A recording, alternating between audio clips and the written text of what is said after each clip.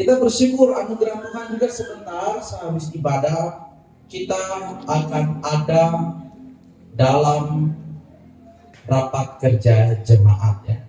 Kebenaran firman telah kita baca tadi oleh pemimpin pujian sudah membawa kita untuk merenungkan firman Tuhan, membacanya di dalam 1 Tesalonika pasal 3 ya, ayat 1 hingga ayat 13. Dan dalam momen rapat kerja jemaat, tentu ini adalah momen yang baik untuk kita menentukan arah pelayanan setahun di dalam jemaat Kairos. Dalam momen ini juga saya mengajak kita untuk kembali merenungkan beberapa hal yang penting. Apa yang terjadi dalam gereja ini? Mengapa kita ada di gereja ini? Untuk apa kita masuk di gereja ini? Di gereja Kemah Henry ini? Mengapa kita memilih gereja ini? Dan bagaimana seharusnya langkah-langkah kita ke depan sebagai orang yang percaya di dalam gereja ini? Momen rapat kerja ini penting untuk kita merefleksikan hal tersebut. Karena tanpa kita memikirkan hal-hal ini, keberadaan kita di tempat ini, kita akan merasa kering. Dan sepertinya kehadiran kita di setiap ibadah dalam jemaat hanya sekedar rutinitas. Dan kita tidak akan mengalami apa yang namanya janji serta lawatan Tuhan. Kita harus bertanya kepada Tuhan. Tuhan, apa yang harus saya lakukan? Apa yang harus saya perbuat? Dan Tuhan mau pakai saya untuk apa dalam pelayanan ini? Ini penting Bapak Ibu yang saya kasih. Sebagai anak-anak Tuhan, hal ini tidak boleh terlewatkan. Jangan jadi orang Kristen yang hanya melewati kekristenan sebagai rutinitas belaka. Ketika saya datang di tempat ini, saya punya tujuan. Saya mau datang membuat apa? Tentu ada tujuan. Ketika saya berumah tangga, saya juga ada tujuan. Waktu saya mau melayani dalam rumah tangga, memilih pasangan hidup. Nah, mungkin yang sudah dengar ya, saya punya 2 saja calon dulu waktu masih muda ya. Yang pertama hamba Tuhan, yang kedua kriteria orang perawat atau orang kesehatan, itu saja. Karena bagi saya itu yang akan mendukung saya dalam pelayanan.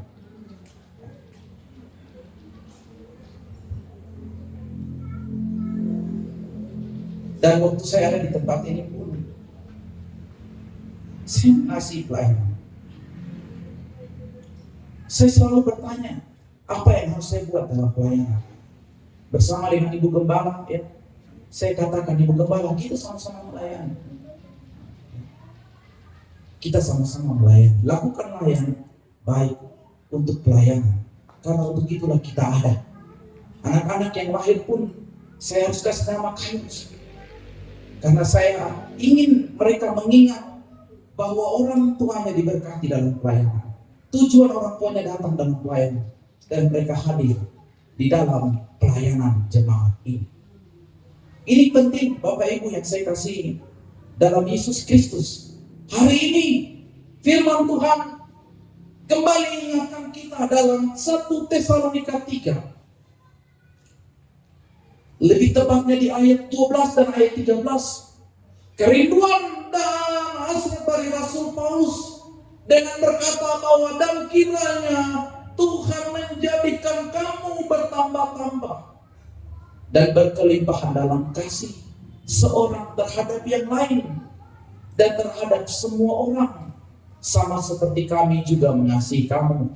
Dan kiranya Dia menguatkan hatimu supaya tak bercacat dan kudus di hadapan Allah dan Bapa kita pada waktu kedatangan Yesus Tuhan kita dengan semua orang kudusnya. Hati gereja, hakikat gereja, inilah tema yang ingin kita renungkan hari ini.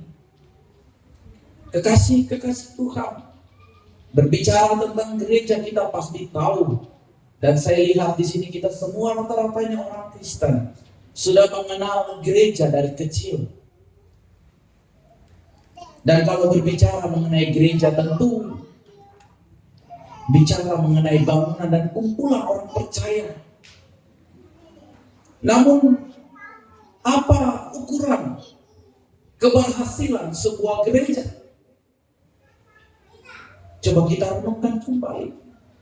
Apakah pengunjung yang banyak waktu ibadah minggu pagi dengan terisinya bangku-bangku gereja?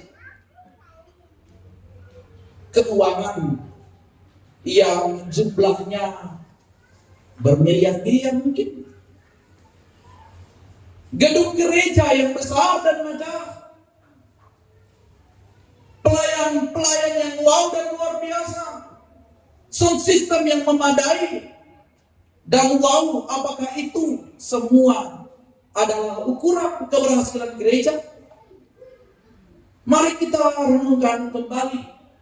Kita tahu bahwa hal itu penting untuk menunjang sebuah pelayanan di dalam gereja Tuhan. Namun kita perlu tahu bahwa hal itu bukanlah kriteria yang penting untuk menentukan keberhasilan sebuah gereja. Entah itu gereja dipenuhi banyak orang, sebanyak satu stadion mungkin, ataupun gereja itu dipenuhi oleh beberapa orang saja. Saya mau katakan bahwa jumlah bukanlah sebuah ukuran yang digunakan oleh Tuhan Allah kita untuk menentukan keberhasilan sebuah gereja. Tuhan melihat hati dari gerejanya. Sebuah lagu Kidung Jemaat saya ingat dalam nomor 403, kalau tidak salah ya. Saya sudah lama tidak nyanyikan lagu Kidung Jemaat. Ada berkata demikian syairnya. Aku gereja, kau pun gereja. Kita sama-sama gereja. Gereja, refnya katakan gereja bukanlah bangunan dan bukan pula menaranya. Bukalah pintunya dan lihat di dalamnya. Gereja adalah orangnya. Amin. Rasul Paulus ketika mendirikan sebuah gereja yang cukup penting di Tesalonika, yang adalah ibu kota Makedonia, dia menunjukkan kerinduannya, hasratnya yang begitu dalam ketika ia menulis surat ini. Terlebih khusus di dalam ayatnya yang ke-12 dan ke-13 di pasalnya yang ketiga. Dengan kalimat ini, Paulus menunjukkan kepada kita, anak-anak Tuhan hari ini, bahwa ada dua karakteristik penting untuk mencapai sebuah keberhasilan dalam gereja. Yang pertama, di dalam ayatnya yang ke-12 dikatakan, dan kiranya Tuhan menjadikan kamu bertambah-tambah dan berkelimpahan dalam kasih seorang terhadap yang lain dan terhadap semua orang, sama seperti kami juga mengasihi kamu. Luar biasa. Hal pertama, ukuran keberhasilan sebuah gereja, yakni adanya kasih di antara sesama umat. Kasih satu kepada yang lain. Kasih itu penting. Kasih adalah segala-galanya. 1 Korintus pasal 13 katakan nubuat akan berakhir, bahasa roh akan lenyap, tapi kasih itu tidak berkesudahan. Jemaat, gedung gereja, orang-orang yang ada di gereja, keuangan di dalam setiap gereja boleh berbeda-beda keadaannya, tapi ingat bahwa kasih itu tidak boleh ada perbedaan. Kasih itu harus nyata di dalam sebuah persekutuan. 1 Korintus pasal 13, mari kita baca bersama-sama. Di dalam ayatnya yang keempat.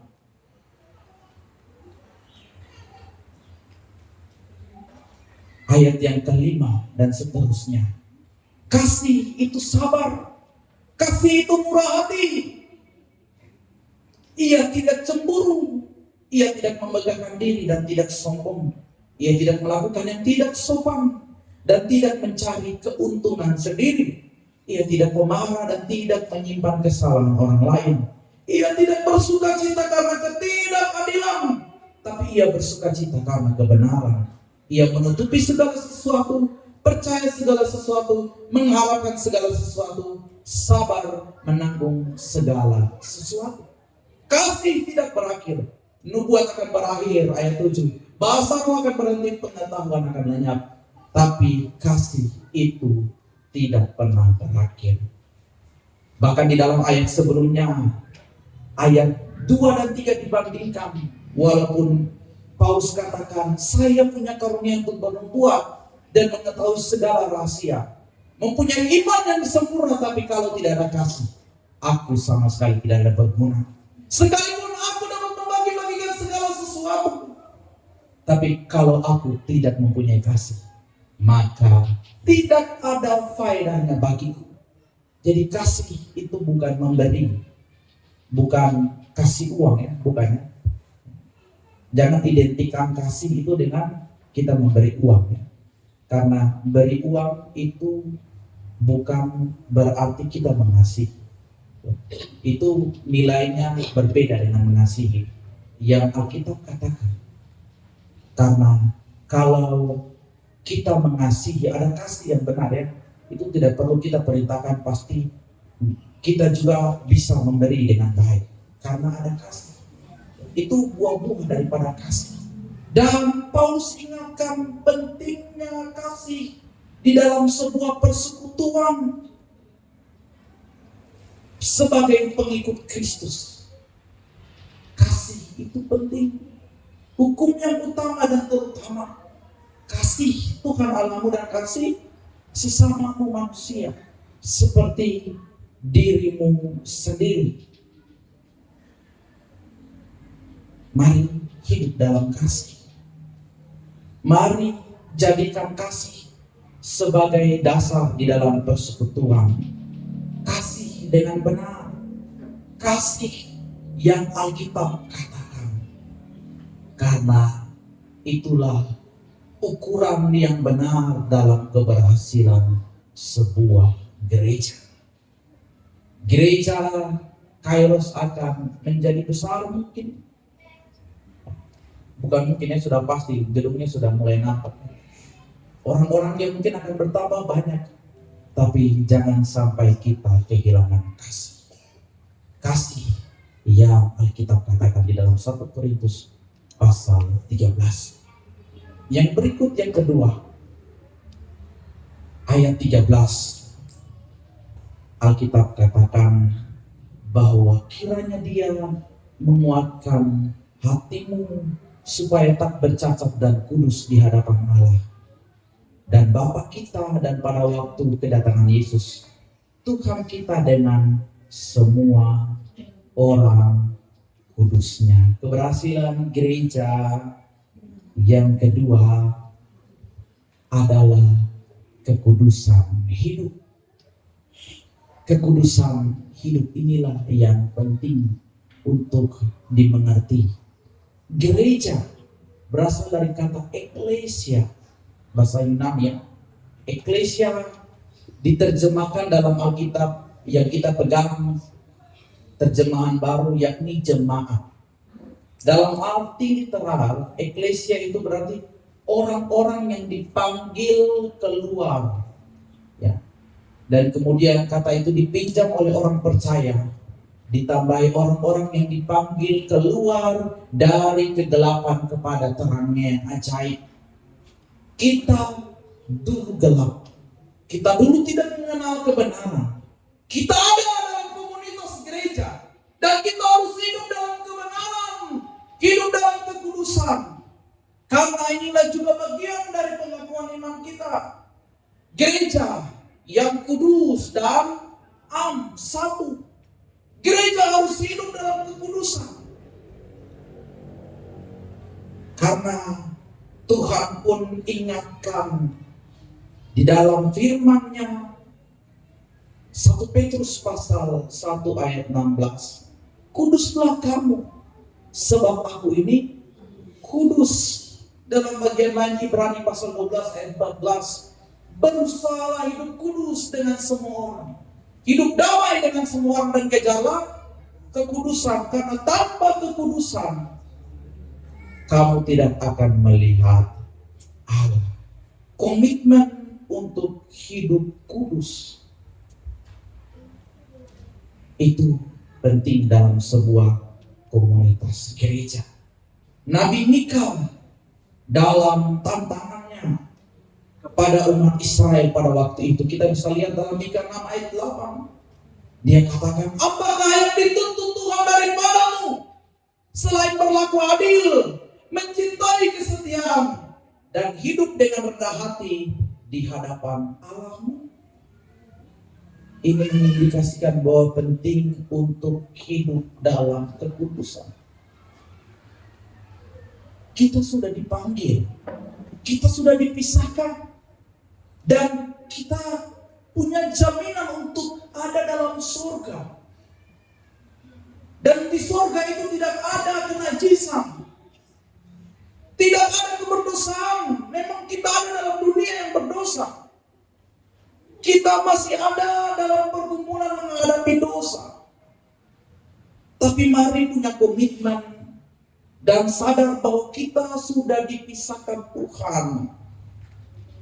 Kita sudah dipersiapkan Tuhan untuk masuk dalam surganya yang kekal. Latih dirimu untuk hidup dalam kekudusan. Karena itulah hakikat gereja. Itulah nilai penting dari sebuah gereja. Memang benar kita semua orang berdosa yang datang di tempat ini. Saya pun penuh dengan dosa. Kehidupan masa lalu saya banyak kali jatuh bangun dalam dosa. Tapi ketika saya menyadari panggilan Tuhan, ketika saya datang kepada Tuhan, ketika saya mau ada dalam sebuah persekutuan,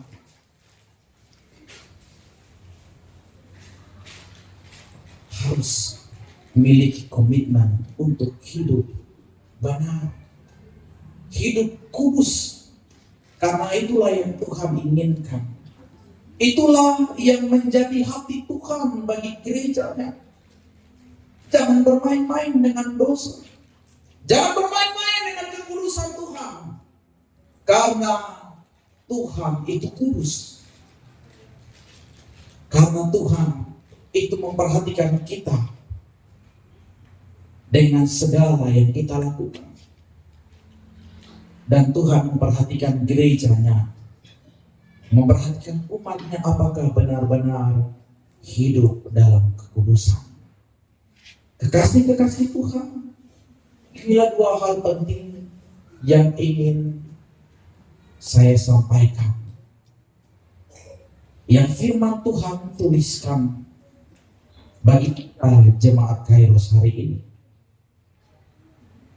Jadikan gereja ini, jadikan komunitas kita, pelayanan di tempat ini, persekutuan di tempat ini menjadi gereja yang benar.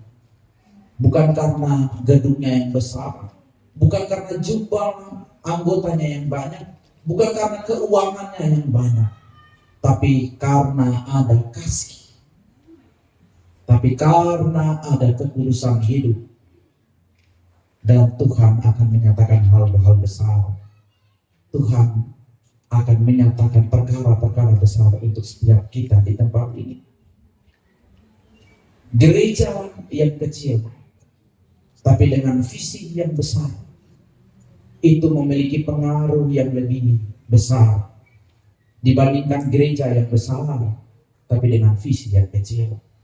Jadikan jemaat Kairos menjadi jemaat yang nanti akan membawa Injil Tuhan yang benar sesuai dengan logo gereja ini.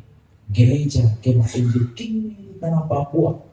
Berarti pelayanan kita, berarti komunitas kita, berarti tujuan utama kita membawa Injil Tuhan, membawa kabar baik di tanah Papua, di tempat yang mana kita ada, sehingga gereja berdampak, komunitas ini berdampak, dan orang lain akan melihat Kristus di dalam pelayanan ini. Tuhan memberkati kita dengan kebenaran firman-Nya. Kita satu dalam doa.